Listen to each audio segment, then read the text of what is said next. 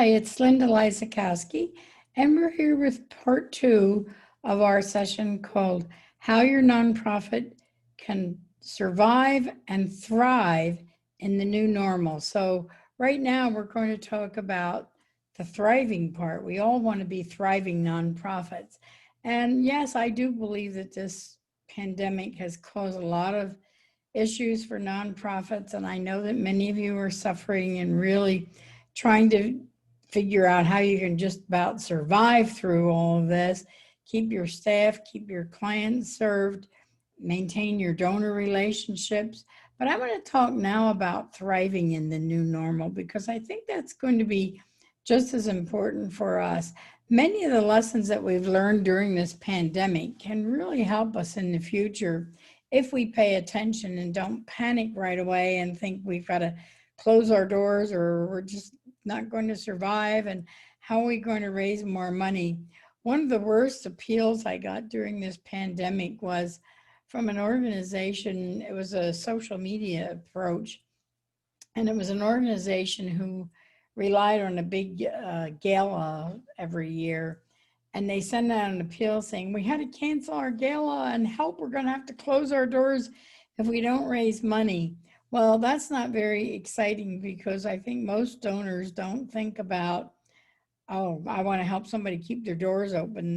Because they didn't manage properly, maybe they shouldn't have been so dependent on that one event, and they wouldn't have had to rely now on desperation for a fundraising technique, and desperation never works. So I'm going to talk about how to use this period of time to get your organization to be one who thrives in the future. So I think we've all talked about, and in the first session, I talked about how this pandemic has affected your human resources, your staff, your board, your volunteers, your clients, your fundraising, your communications, and your governance. And it's going to continue to affect those things, but actually I believe that you can affect them for the better. So how we operate post-COVID-19 depends on a couple things. First of all, the one good thing that I think that's come out of this is that we've all begun to rely more on technology. And I know some of you are like me, and maybe you're not really into technology and you think, oh, I really don't want to have to rely on technology. I just want to go back to the old way when we met people face to face. But technology is here to stay. And if anything, I really believe this virus has given us more of an opportunity to communicate better with each other, with clients, with staff, with board members, with volunteers, and with donors.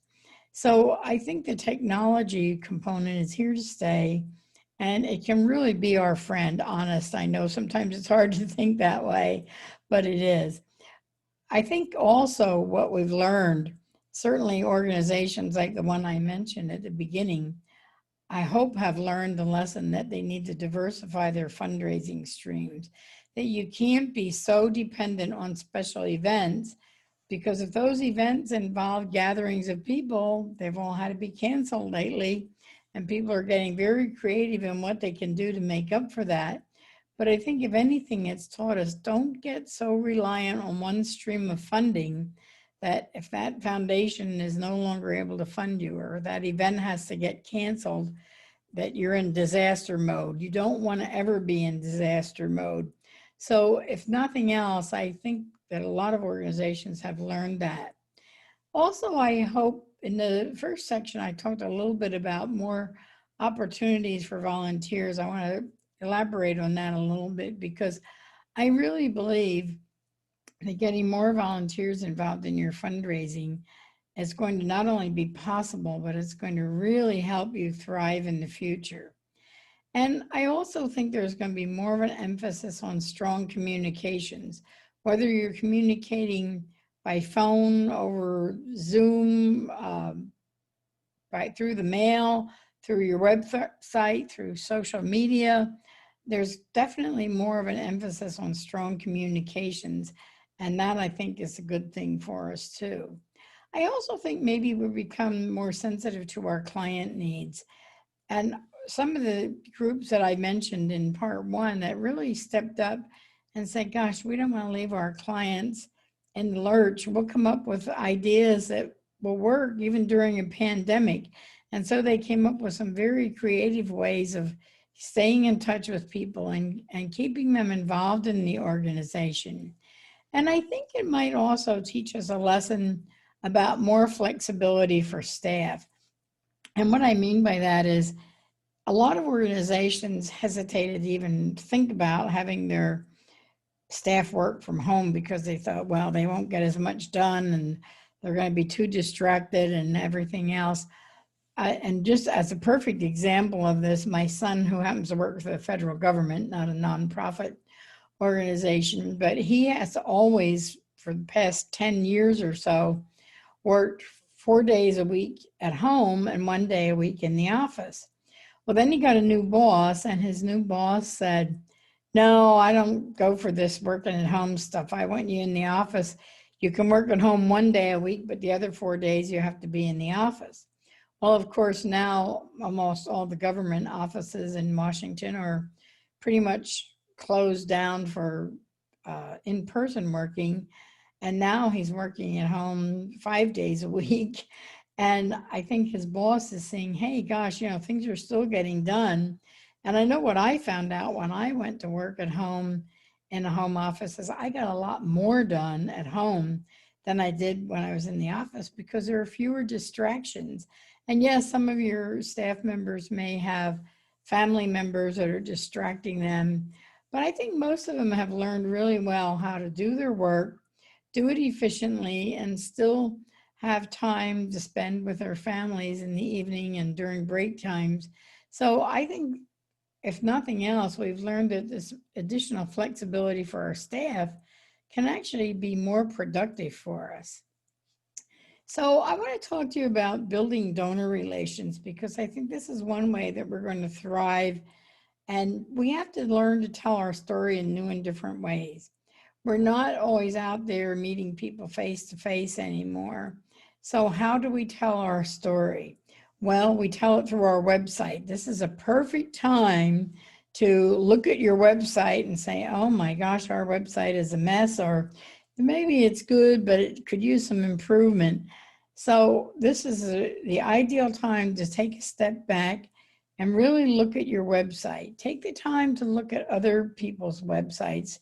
I look at nonprofit websites every day, and I've seen the good, the bad, and the ugly in websites. So it's good to take a look at what other people are doing and how they're telling their story. You can also tell your story through social media.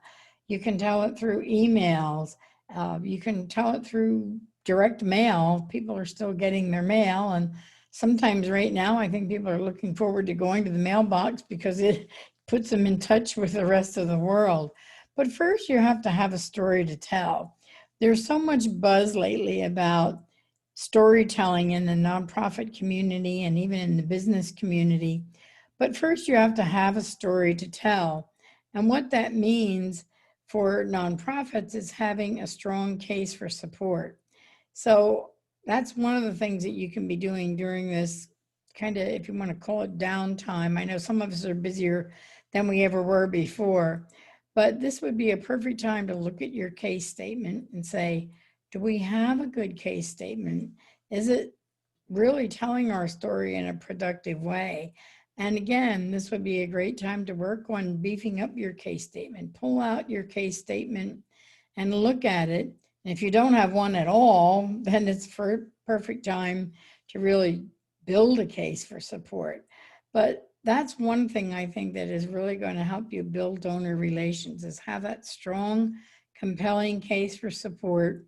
And it's not a case of desperation, like, oh my gosh, we're going to have to close our doors, or we've already had to close our doors for a couple days a week, and now we really don't have the income coming in, and please give us some money. That's not the story that motivates donors. They want to know that you're helping the community in a positive way. So this would be a great time to work on your story, to build your case for support, and build your website and other tools that you might use to tell that story. The other thing is, I think there can be some creative ways of cultivating donors. And many organizations don't spend much time on this because they don't realize how important it is.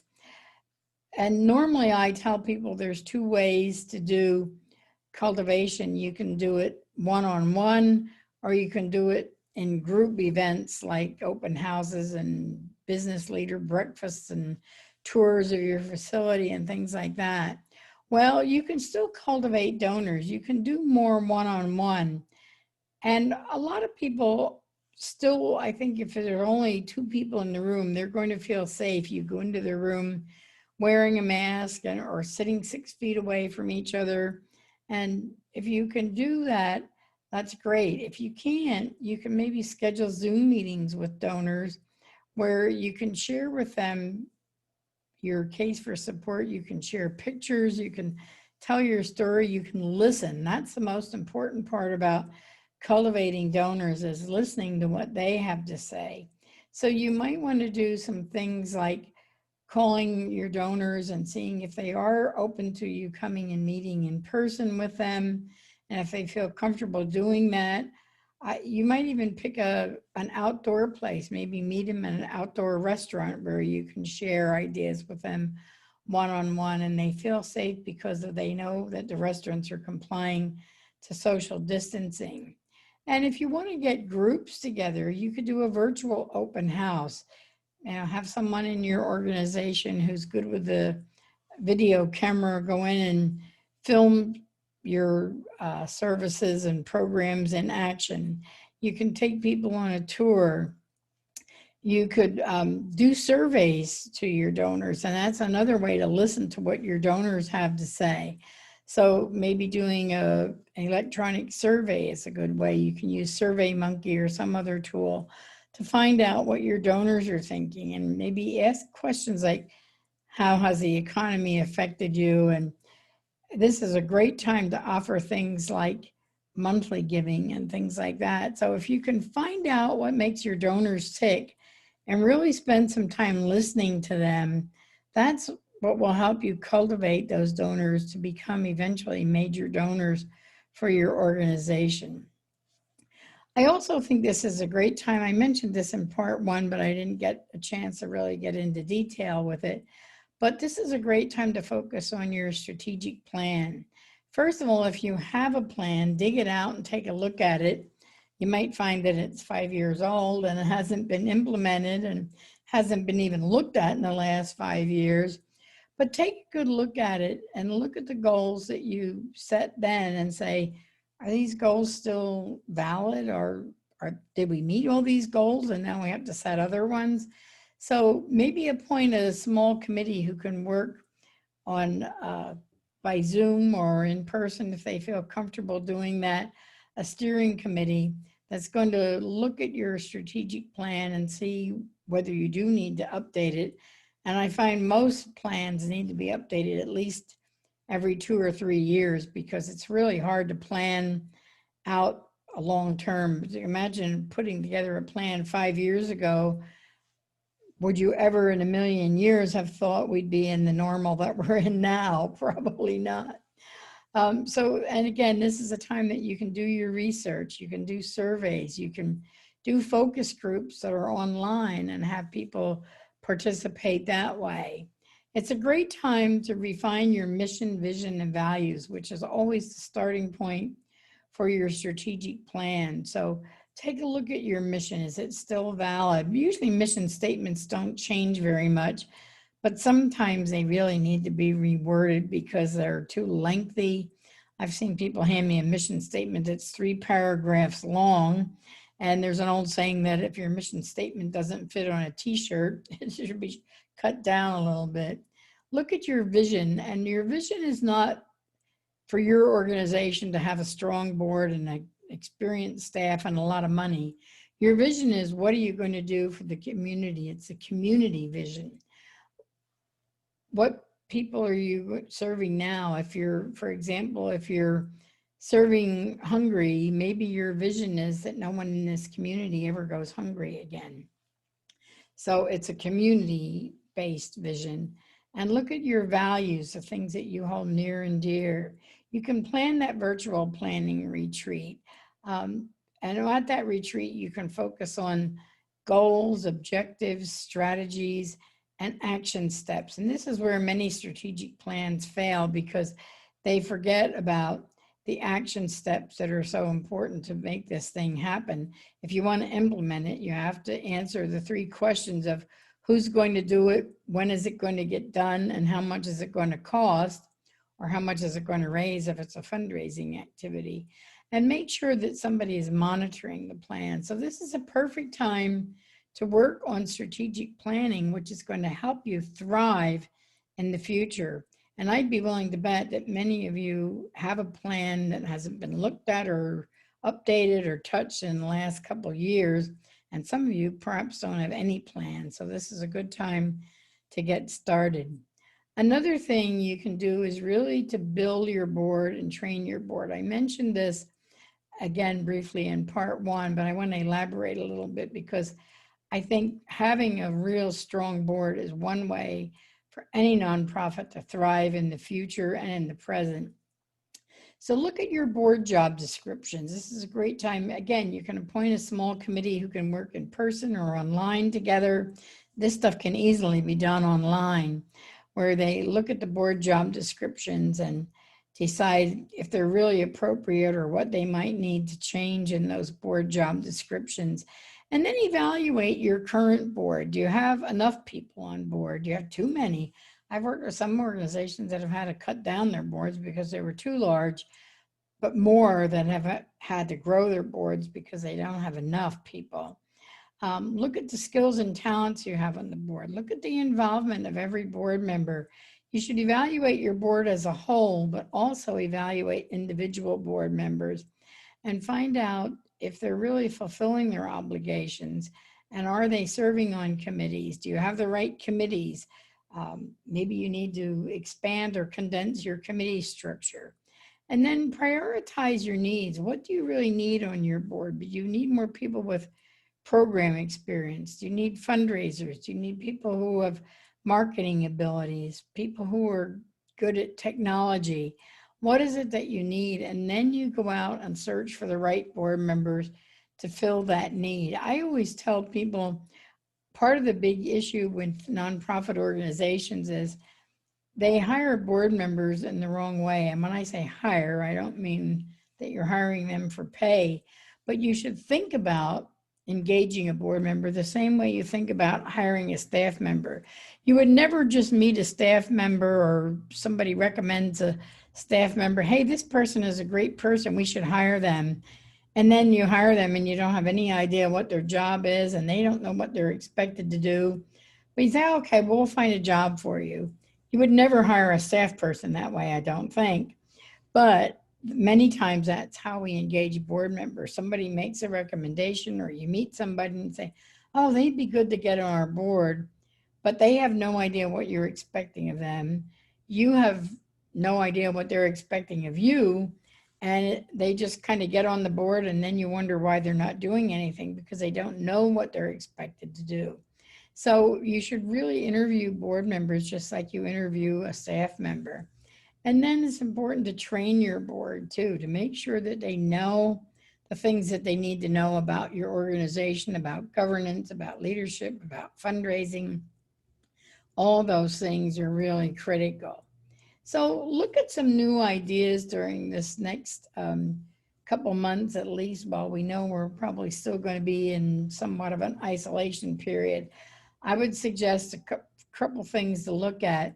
Look at your website first and really try to beef that up because right now that's the doorway to your organization, your website, and that's what people are looking at.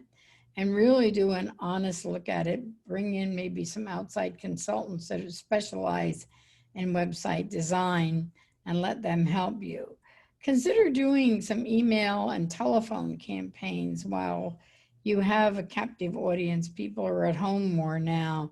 And that's a way to stay in touch with your donors and raise money during a crisis moment. But again, present that case not as a crisis, but as a positive thing, that you're doing something positive in the community and you want them to support that positive work. Consider a monthly giving program. This is great for people who have been hurt by the economy, and maybe they normally wrote out a check for $100 or $500, and now they can't do that. But maybe they'd give you $10 a month instead of a $100 check at one time. You actually end up getting $120 out of them, so they've increased their giving. But it's easier for them, so that's a good thing to think about. And don't think that you can't possibly do a capital campaign. Yes, it's going to be a little bit of a struggle right now, but if you need one, that's the time to do it and start thinking about it now. Planned giving is something that I think I know several of the people that I know use this pandemic time to upgrade their estate plans. So this is a great time to start talking to people about things like that. So look at some new ideas for your organization that will keep you going strong and keep you thriving in the future. And of course, as I mentioned in section 1 of this session, I have some online learning that can help you thrive. I mentioned my website there that you can click on and view all these courses and see all the details. I don't have time to give you all the details of each one now, but there are 14 different courses, and they cover everything from strategic planning, development planning, capital campaigns, and a lot more. As I said, there's 14 of them. And if you're a fundraiser who's thinking about a CFRE, or you're already a CFRE, these courses are all approved for CFRE credits as well. And anyone who attends this summit can get a 20% discount on any of my courses if you sign up by October 30th. So when you go to that website address and you see a course that looks interesting for you and you think it might help you, for example, if you want to update your strategic plan, you think, oh, maybe I better take this course, sign up by October 30th using that code PHIL20. There's no spaces, it's capital letters, and you'll get a 20% automatic discount. So I hope that all of you will be surviving and thriving during this. I think it's a good thing that we ask ourselves a question: will we be stronger, weaker, or non-existent when we come out of this pandemic? And I hope that none of you are in the situation where you may be non-existent, but it is anticipated that a lot of nonprofits are going to have to close their doors because they weren't prepared for this and they really don't know how to handle it. And yes, the economy is uncertain right now, but there are still a lot of people. Just think about, for example, mask manufacturers and hand sanitizer manufacturers are two companies that I could think of right now that are probably doing very well in this economy. My daughter has a friend who ran a cleaning business, and his business just like quadrupled since the coronavirus, because now people are asking him to come in and do deep cleaning and sanitizing and protecting their offices and their homes. So there are people who really have a lot of income still coming in. So don't get too hung up on all the negative stuff. Try and think positively. And also, if you need to purchase some consulting time, you can go to this website and you can purchase an hour of my consulting time. If you feel that you need a little bit more, we try to give you as much as possible in a short amount of time. So I wish all of you success, and I hope that you're all nonprofits who are going to thrive through this pandemic. So thanks so much. Bye.